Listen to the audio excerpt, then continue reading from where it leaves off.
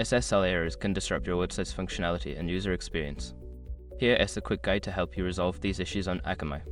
Step 1. Check SSL certificate validity. Verify that your SSL certificate is valid and not expired. You can do this by using online tools or checking directly in your server settings.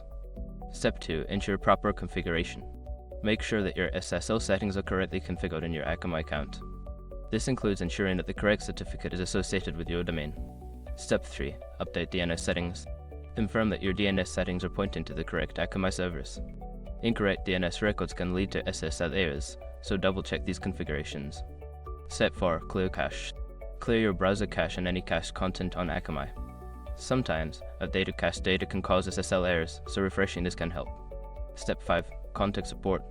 If the issue persists, reach out to Akamai support for assistance. They can provide specific guidance and help troubleshoot any underlying issues. By following these steps, you should be able to resolve SSL errors on Akamai quickly. If problems continue, don't hesitate to seek further assistance.